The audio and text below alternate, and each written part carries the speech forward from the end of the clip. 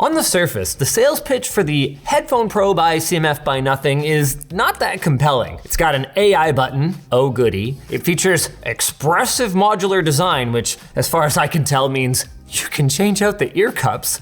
And it has a slider that takes the sound signature from a little on the bass heavy side to, oh my God, what were they thinking? But if we look a little deeper, we might find a very compelling feature set at a shockingly reasonable price.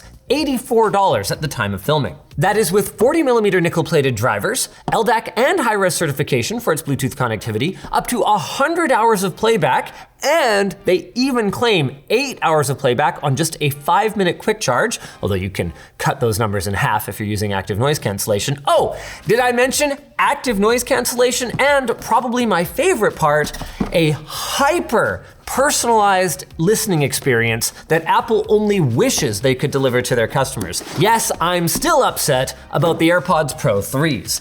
Included in the box you will find, instructions to install the Nothing X app. What else we got going on here? The headphones themselves. Am I gonna need instructions for the detachable ear cups here that transform my headphones into an extension of my personality, giving me the freedom to adapt colors to match my mood and create a look that's uniquely mine, as long as that look is, what were the colors available? Green and orange for the ear cups? Yes, uniquely mine though. I may need instructions. Oh, I don't. Look at that. See, other headphone manufacturers, it could be that easy. Sorry, I'm getting ahead of myself a little bit. Oh look, they can include a cable. In this case, a 3.5mm cable, but no charging it. Wow, that's an odd choice. Truly malicious compliance. Oh, we have to include everything you need to use the product? How about this archaic jack that you no longer have a device in your pocket that uses? Got him. I hate how quickly my expectations of a complete accessory package have turned into, well, a 3.5mm cable and a carrying sleeve is more than Apple gave me. Anyway, let's have a look at the interface. On the right, we find our USB-C charging port, our Smart Assistant button, which from my understanding can be remapped within the Nothing X app, which they claim offers the same functionality across both Android and iOS, which is definitely a plus, as well as our volume wheel and one of the external shielded microphones to help with noise cancellation. Over on the other side, we've got another mic, 3.5mm jack, indicator LED that indicates the battery status if you press the power button. Very neat. Power button, as well as the bass slider. And a final exterior microphone. In terms of build quality overall, it manages to feel pretty plasticky, even though it uses metal for the headband adjustment mechanism, but not any more so than I would expect from a headphone that's priced, honestly, even significantly higher than this. At $100, I'm feeling pretty good about my purchase, especially looking at the quality of the foam that they're using on the ear cups. As I mentioned before, I don't love super skinny headbands, but at least they had the foresight to actually put some cushioning in it. And they've also taken the design approach of applying a slightly higher clamping pressure to give you a good seal and to take some of the pressure off of your dome. Honestly, they feel not bad. They're somehow kind of on the heavy side for feeling plasticky, but not unreasonable at all. This ain't no AirPods Max or whatever. AirPods Max? Fuck those things, man, they're so heavy. How should I try them first? With the bass slider all the way up or with it all the way down? We're going full wubs to start. Decent isolation, and I don't even have the ANC on yet. Let's power these up.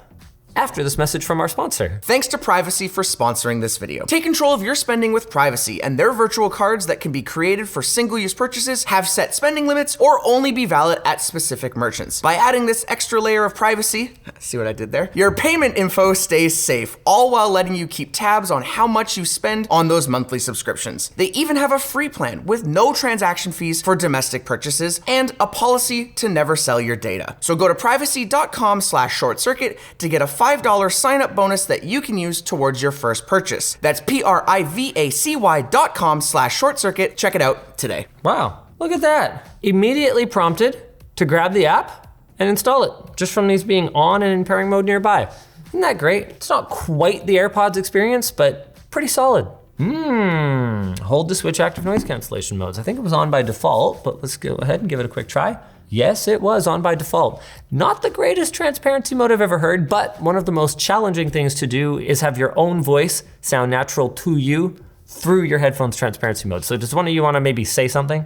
Hey Linus, how you going? Actually, much better than my own voice. So, cool. Kind of a mushy button. Can't say that that's my favorite, but it gets the job done. And not a ton of the pressure effect of having the ANC on. There are no AirPods Pro 3s. I mean, nothing is. Well, nothing isn't, but see. Damn it, Carl Pay! Why did you name your company this? Okay, it doesn't matter. The point is, seems good so far, but not industry leading. Okay, press this button to activate your voice assistant. No, I don't think I ever will. Detachable ear cushions. Yeah, we've done that. Wait, update available. Oh. Okay, firmware update. This is good. One moment, please. ANC seems really solid though. Yeah, no, like solid.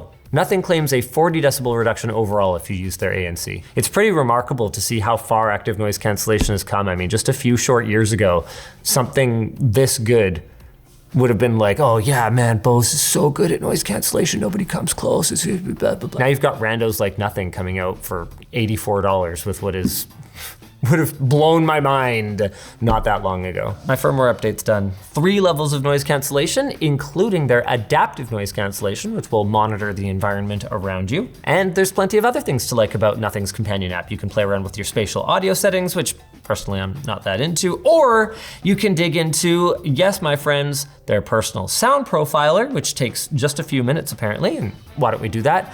Or their extremely in-depth EQ. Like, man, they are pretty much setting the standard as far as I can tell for personalizing the audio experience, both automatically and also giving you the manual adjustments that you might want if you're an audiophile or if you have more particular tastes, is what I would say, except that whether it's because they didn't partner with Kef on the tuning or because they want to differentiate their higher end products, they only support a basic EQ with a couple of modes and the ability to kind of broadly drag bass, treble, and mids around. There's no parametric EQ on these headphones. With that said, I'm still expecting the experience to be pretty good because we do still get their personal sound profiler, which we can go through and set up now. Okay, here we go.